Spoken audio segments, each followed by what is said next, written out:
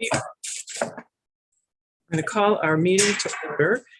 And this morning, we're going to be discussing H110, an act relating to extending the sunset under 30 VSA subsection 248A, which we often just refer to as 248A. And our first witness is with the Public Utility Commission, who's joining us via Zoom. Welcome, Greg Faber. Good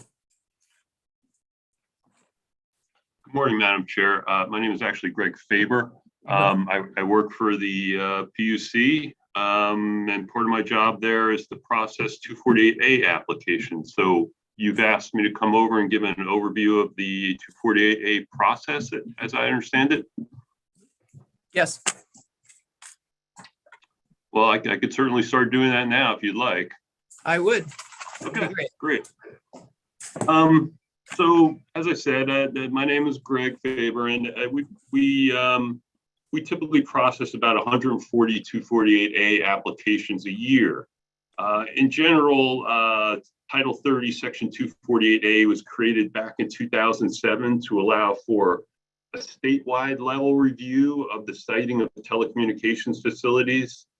The section sets forth the requirements for the applications and allows the PUC to develop rules or orders governing the process. Prior to 248A, all facilities needed Act 250 and town approval. Section 248A is optional, meaning that a telecom provider today could choose to go through the town level review process instead of using 248A. In my experience, though, most, if not all, providers now use the 248A process. The PUC has created standards and procedures that govern the application process, and these in turn are based on the statutory requirements set forth in Section 248A. The application process is divided into three main categories. So you have small projects, or de minimis modifications, as they're called in the statute. These typically consist of swapping out antennas or equipment, like a generator, at an existing facility, or possibly co-locating equipment on a building or another existing structure, such as a farm silo. So these are your smaller applications, and these comprise the majority of the applications that we get. And then the next category is medium or limited size and scope projects. Now, these can entail the construction of a small facility with a tower of up to 140 feet tall and some limited earth disturbance, or they could include more significant modifications than limited size and scope modifications to an existing facility. And then the rest are the larger projects, and these involve the construction of new facilities with larger towers and more earth disturbance. So you have the three categories. Now, the rules or standards and procedures require notice for these applications. So for medium and large projects, applicants have to provide 60 days advance notice of the application to the town, the Regional Planning Commission, adjoining landowners, and state agencies, including A&R, DHP, and the Department of Public Service. Once the application is filed with the PUC and the entities that receive the advance notice, and this would be 60 days after they file it, the parties that receive the application have 30 days to file comments and file motions, request hearings, that sort of thing. For de minimis projects, the smaller ones, there's no advance notice requirement. But the application goes to the town, the department, and the landowner of the project site. Parties still have 30 days to file comments or motions on those projects as well.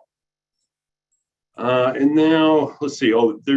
So the application or the standards and procedures require certain information be provided by the applicants in order to get approval.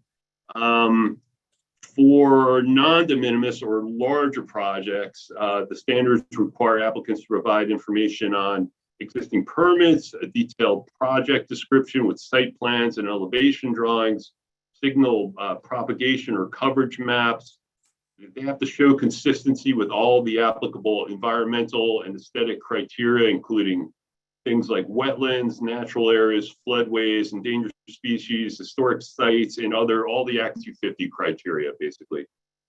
They also have to show consistency with the town and regional plans, and they have to show co-location opportunities if indeed this involves building a new tower. For de minimis applications, as you can imagine, there's less information provided, but they still need to provide a site plan and show that the project qualifies as a de minimis modification. Let's see. Oh, so once we get all this information for projects of limited size and scope, the PUC is required to issue a decision within 60 days if there are no significant issues, or 90 days where we do have significant issues. And for larger projects, we're required to issue a decision within 60 days if there aren't any significant issues, and 180 days if there are. And that's a statutory requirement. So that's the basic overview. I'm happy to answer any questions about specifics that the committee might have. Sure. Thank you for that. Sounds like maybe the echo's over. Do folks have questions?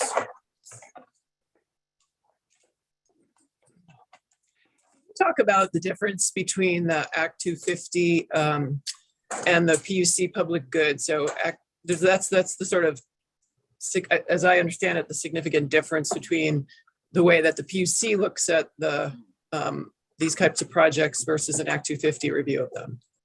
Yeah, that is a difference between Act 250 and the PUC. So in Act 250 world, a project must comply with all of the criteria or it can't be approved, period.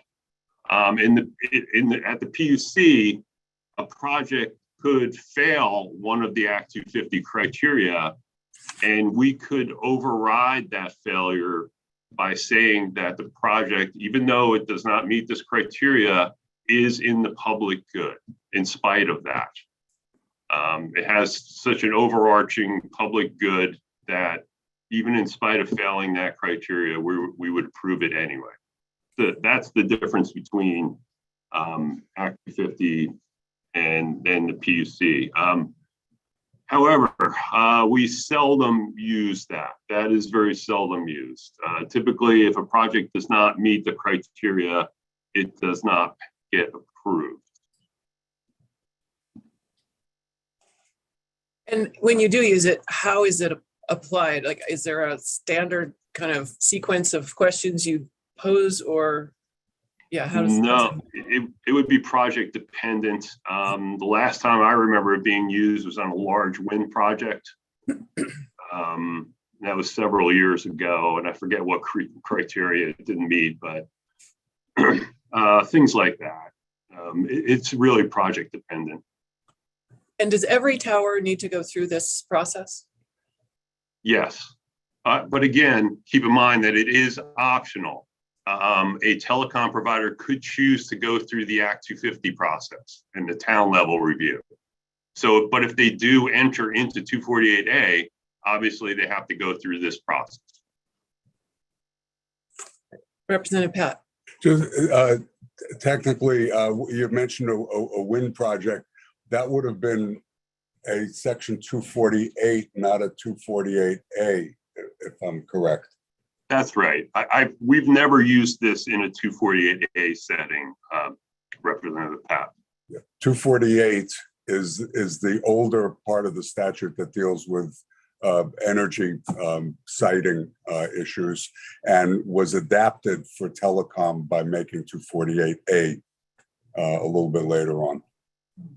That's right. Yeah, it's sort of a carve out of 248A project or 248 projects.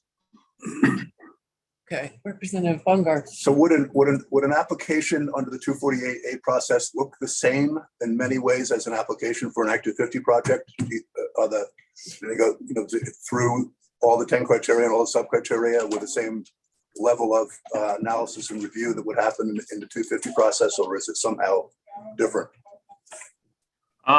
It's similar when it comes to the Act 250 criteria. We use the same criteria.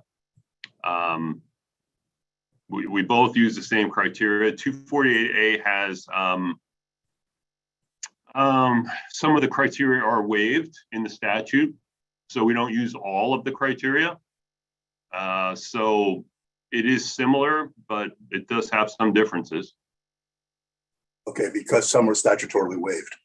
That's correct. Okay. And just, well, I can look them up, doesn't matter. Members have further questions?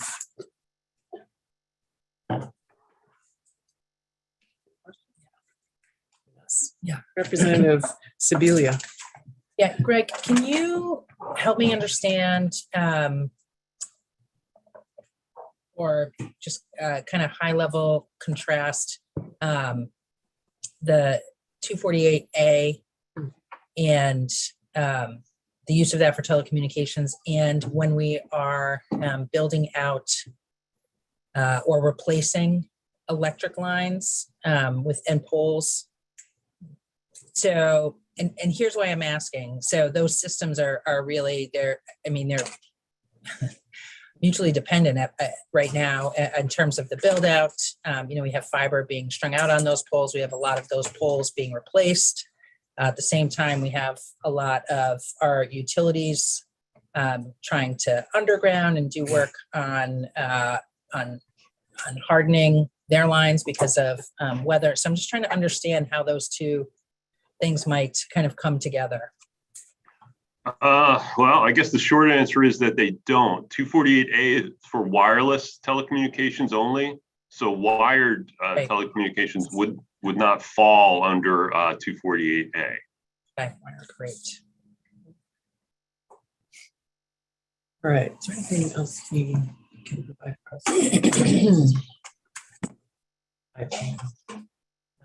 Is it the update? Why is it updated in every?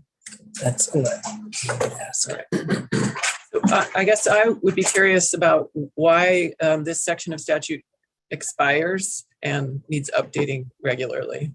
That is a very good question. I am not entirely sure. This comes up for sunset roughly every 2-3 years, and it's been doing so for quite a long time. I'm not really sure why, if the legislature thinks this is a good idea and it promotes the build out of wireless, and that is a goal of the legislature, why you wouldn't do away with the sunset, but I really can't explain that one. Representative Sibilia. So I would note, it has been my experience in the past, Madam Chair, that a number of the wireless companies have been fairly careless in their placements. And a number of legislators in the past have wanted to not reauthorize this and have been mollified with we'll see you in 3 years and make sure things are going well. Okay. Continuous check-in. Yes. Nature. Got it.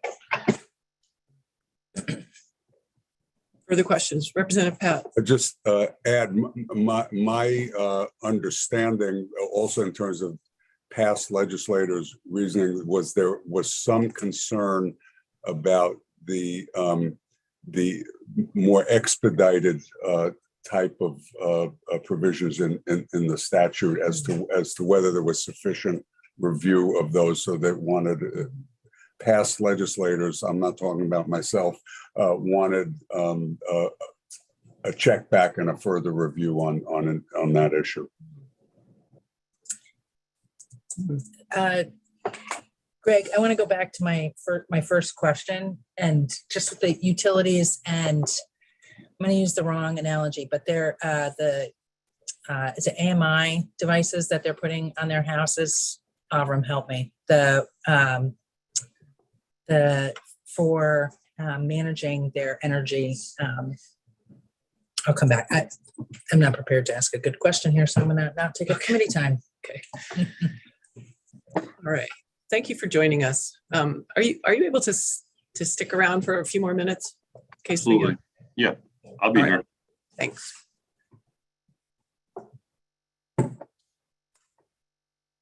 All right, so our next witness is Jim Porter, who's also joining us via Zoom. Thank you. Good to be here this morning. I'm Jim Porter. I'm the Director for Public Advocacy at the department. And one thing I do remember, going back to your question about the sunset provision, was when this was established. If you don't know, there are three categories of projects that fit within 248A. There are de minimis, which are basically the replacement of existing or upgrade of existing antennas on structures that are already there. There's limited size and scope, which is a smaller tower, and then there's a full 248A, which is a brand new, what you think of as a typical cell tower. The de minimis category is very strict, and you really can't increase the size or scope of what's already there. And I know that when we were setting these up years ago with the legislature, there was concern about companies maybe trying to take advantage of the de minimis category. And I can say that to this day, the PUC continues to view de minimis petitions very strictly, as do we. And I think that concern has not necessarily borne out. One thing I would say about the department's participation, as Greg said, the department and A&R are statutory parties in all of these. And one thing that we changed about 248A a few years back was that and I should also say the vast majority of petitions we get are de minimis, which are basically upgrades to the existing antennas and radios on these structures. But one thing that I think is a little unique about 248A is the department, sometimes if there are aesthetics concerns, we will hire an independent aesthetics expert to review a project. And sometimes we will retain a radio frequency engineer who can look at, where it, I think most often comes up is if a viable alternate site is proposed, then we can have someone do an analysis to say, if you moved this proposed tower from site A to B, would you get the same amount of coverage? And that has been successful. But typically, under statute, the department has the ability to retain these experts and bill it back to the petitioner. And so one thing that was changed about 248A that I do think has been successful in many instances is once a notice is filed, we were also given the ability to hire experts during that period. The town can request a meeting where the petitioner has to come in and explain the project, and the department is able to retain experts during the notice period before the petition's ever filed. Because as Greg said, once the petition is filed, there are certain time limitations that are put on it. And so we have had some success. And, most of these petitions come through and they are really not contested. But sometimes, like certain solar projects, a notice will come in and you just get enormous opposition from the town as to where it's proposed to be placed. One company in particular literally bends over backwards, in my opinion, trying to work with the communities. And then the other companies are perhaps a little lesser in that. But we've really had some good success stories in during this notice time in meeting with the communities and the affected neighbors and trying to come up with a solution that works for everybody, generally before the petition is even filed, if that's at all helpful. But I do think that's an important piece to note. And I guess with that, are there any questions that I can answer about our review or about how these things kind of work generally? Yeah, thank you for that. So solar goes through 248 or 248A? 248. Okay. Do folks have questions? for the Public Service Department.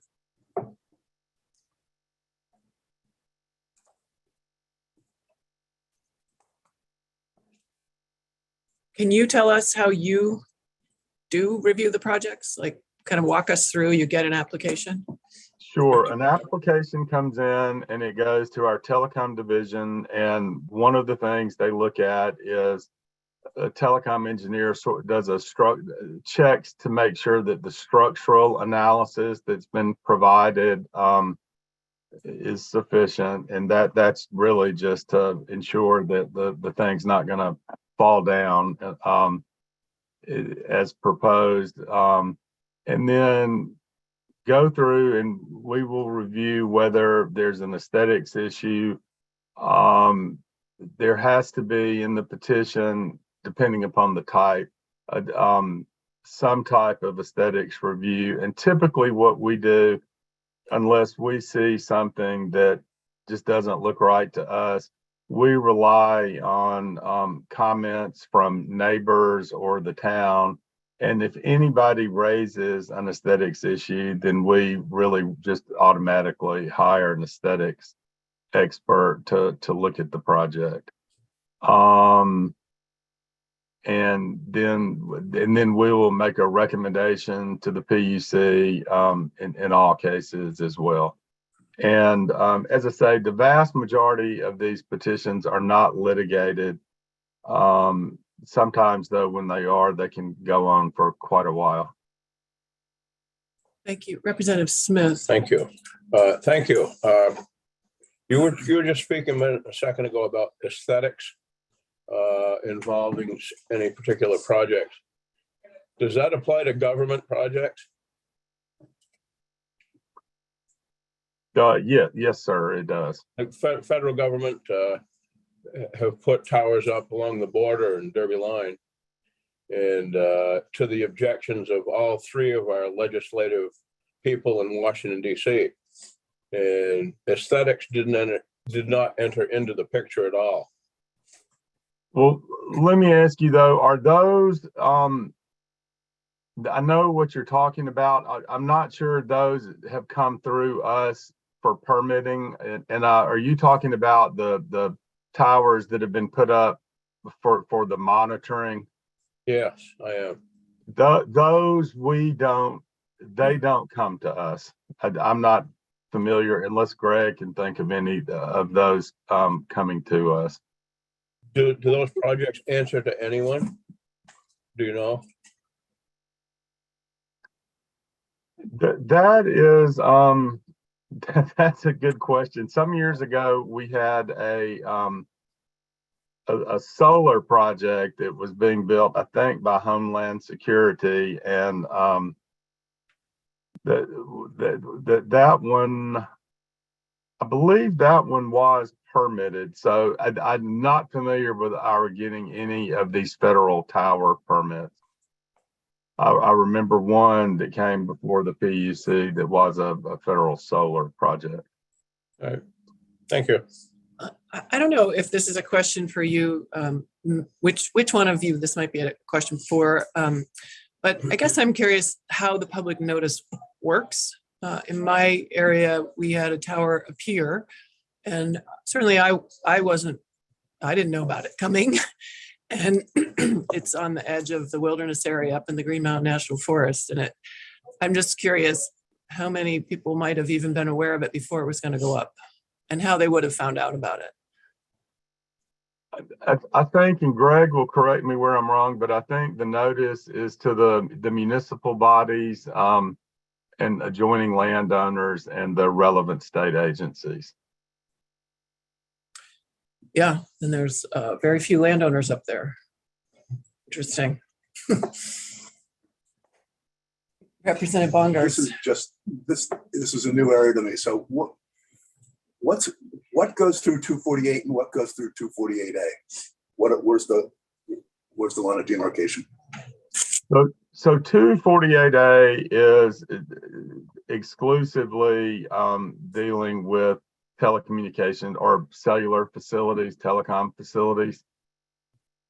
And then 248A really all deals, 248, deals with electric generation projects.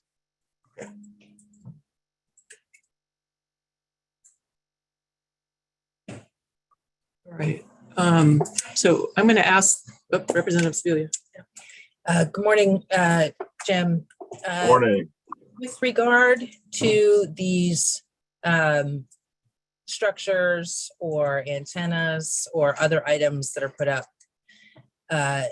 does the department have the ability to weigh in on what those are intended to do? What kind of coverage they're intended to provide at all?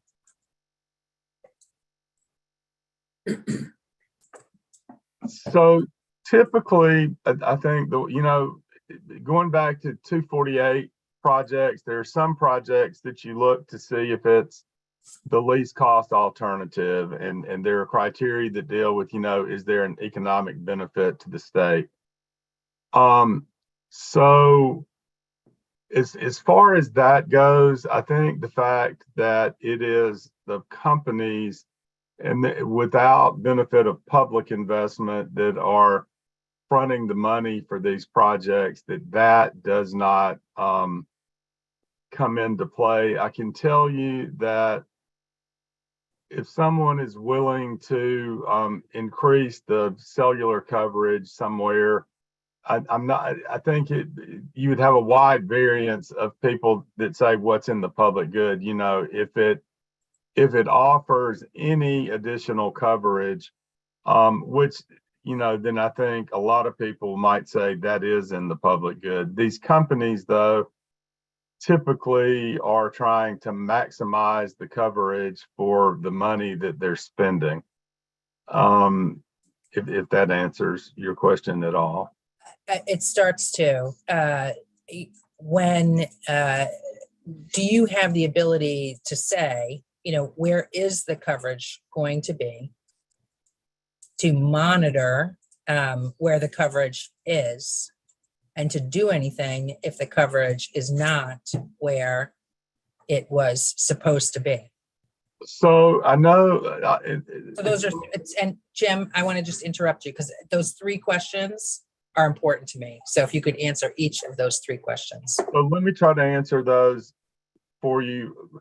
Last year, and I believe this year in the governor's budget, there was a proposal is a proposal to take a certain amount of money and to identify locations where cellular coverage is needed, and then to go through a process with the communities where these are located and do outreach and try to find areas where we need the cell coverage and where the communities are open to hosting those. In those instances, which would be funded through the state, I think we absolutely have that ability, and that's something that I think we would do without question. That's kind of built into the proposal. An interesting thing that came up this year is, Jim? Yes. You said in those types of proposals, you would have the ability for all three of the questions to ask them where the coverage is going to be, to monitor if the coverage has gone there, and to do something about it if it is not there. That's correct. But that's correct under that proposal. One thing I will tell you though, this year, for the first time that I can remember, we had a company and they are seeking permits for, it's a private radio network that's really made available to businesses. And it does not, typically when a petition comes in, we know that it's going to be an AT&T tower or a Sprint tower or a Verizon tower. These did not come with that. And so essentially, I think they were building these as spec towers. We had one of those that for the first time I can remember, it was very much opposed in the community where it was proposed. And we were going to make an argument that it was not in the public good because there was not a broader public use that would come from this unless somebody happened to locate on it after it was built. That tower actually was withdrawn, and frankly, the statute does not require it, and I don't really know that that would be a good thing. But in that instance, that's the first time I remember we were going to make that public good argument. I'm not sure we would have prevailed, but we were willing to try. But as I say, that proposed tower got pulled. So, Jim, I just want to clarify what I believe you said and what you did not say. So I believe you said governor has a proposal for public towers and that the department has or believes that they would have some regulatory oversight there in terms of coverage. And what you did not say is right now existing, not those proposed public towers, existing towers. Do you have that ability to find out, ask for what the coverage is going to be, monitor if the coverage is there, and then do something if it is not what was asked for currently? So, okay. That's a good question. So, as you know, when the petitioners come in, they have to file coverage maps of where they think the coverage will be if they build it. And we have hired people to do analyses of what they propose for coverage. And sometimes they're in the ballpark, sometimes they're not. The one thing about that I've learned over the years is when you're talking about the coverage of a cell tower, there are very scientific people who do this, but I think at the end of the day, and I think the providers will tell you, until the radios are actually installed and calibrated and operational, I don't think you entirely know what the coverage is going to be. I think there's somewhat of an art to that. And, a lot of it depends upon are the leaves on, are the leaves off? And so it's a very, unlike in a solar project where, it has to be built here and it has to have this spec, and that's a very easy thing to monitor and that happens on occasion. They don't build them as they're supposed to, but you can go out and the engineer can say, yes, they have built it 150 feet away from where they got a permit to build it. They got to move it. The coverage is a little bit of a harder thing to prove. Does that make any sense? It does make sense. Can you do anything about it if it's not as promised? I would have to think about that a bit. What I'm thinking is if we chose to bring a petition about that, I think that you would have dueling RF experts and Excuse me, Jim, what's RF? What's RF? Oh, radio frequency. It's the cover where the signal goes. Okay. But we have certainly done that. I think recently during the pandemic, there was some emergency money and we funded some fixed wireless locations for broadband. And we absolutely went out and did individual testing of every site that was funded. The department went to every site that was funded and tested it itself and did not ask for attestations from the fixed wireless providers. Is that correct? I'm really not the person. I know that we do ask for attestations. I know that in projects that we have funded, I think we have done our own. When I say our own, we've either retained somebody, we've retained someone to go out, or we have had them provide the testing. And I think at times we've been on site. But I'm 6 years removed from telecom, and I would have to, if I've told you anything wrong, I will correct it. But that's what I believe we've done. Okay, so I think it would be helpful to make sure that we're clear on whether or not self-attestation was a part of the COVID wireless installations, because I believe that it was, Jim. It's, so. I believe it was too, and I've actually had a conversation recently with the guys in the telecom division, and they are confident that the project and the projects funded for that were verified to their satisfaction. I know that they are. I've also had those conversations. We've had some pretty significant, as you know, you and I have worked on some pretty significant failures of self-attestation in the past, massive failures of that. And so that's why I'm looking at this distinction. Madam Chair, I actually found the question, the information that I was looking for with Greg. May I ask that? Jim may be able to answer it as well. Yes. So just going back to the AMI, that is the right thing. It's the advanced, thank you, Representative Tory, for the lifeline. So with regard to that, does AMI utilize Act 248A? That is, it's a system of managing load. Avram shaking his head. Maybe you could throw me another lifeline, Avram. But Tori's shaking. yeah. What is it? Advanced what? Metering infrastructure. Yes. So our utilities are installing this so that, hold please.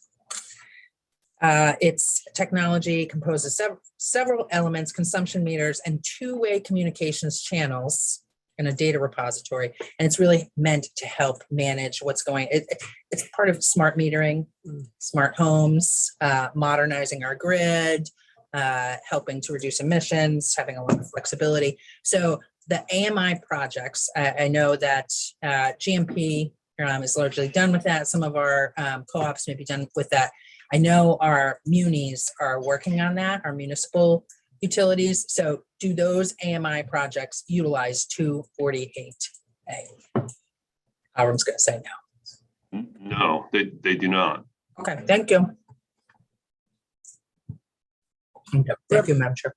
Representative Pat. I can just add, anything that's part of the distribution system is not covered.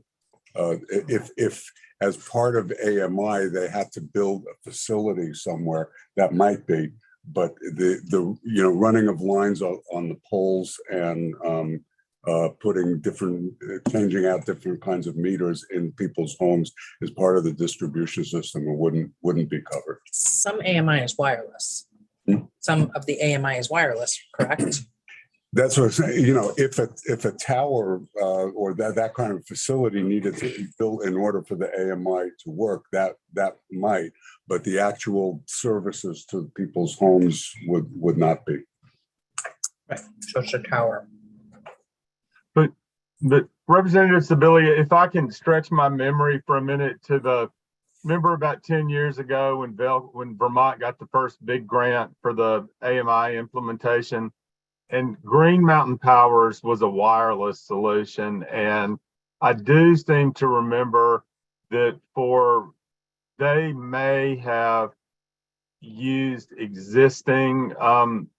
existing carrier to assist and where they needed a little extra coverage.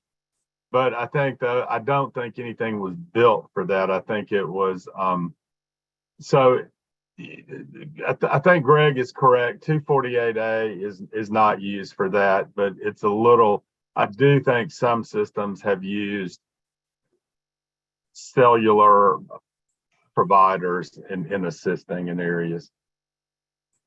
Madam Chair. Right. Do members have further questions? Representative Morris and then Tori. Thank you, Madam Chair. And thank you, gentlemen, for being here this afternoon or this morning, post coffee. So yeah, it could be afternoon. Is during the permitting process, and I know a lot of times emergency communication towers or radios get installed on these sites and the wireless sites.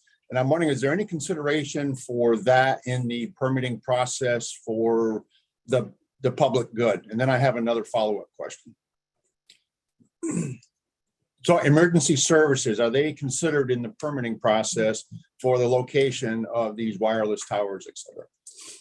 You want me to take this, Jim, or? Sure.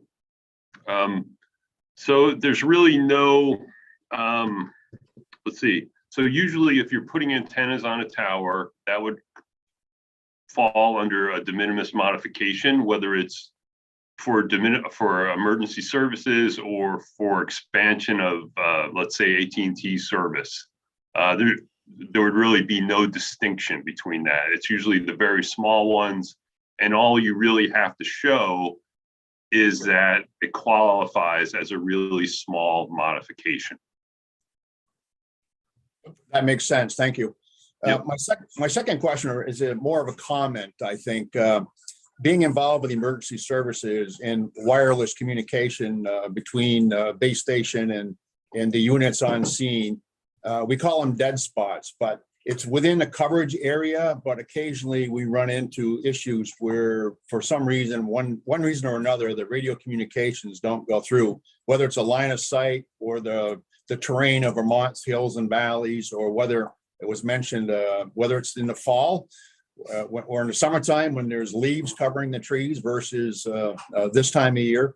But just a comment on if a utility was going to promise that they could cover a certain area, that the expectations of 100% households 100% of the time does come with some issues with the communications, and they might not be covered at certain times. That's just experience that I have from EMS services and with our radio transmissions. Representative Tori. Thank you.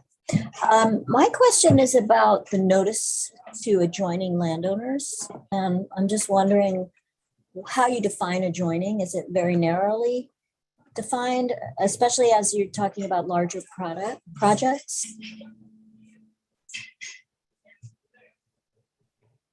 I guess I can answer this.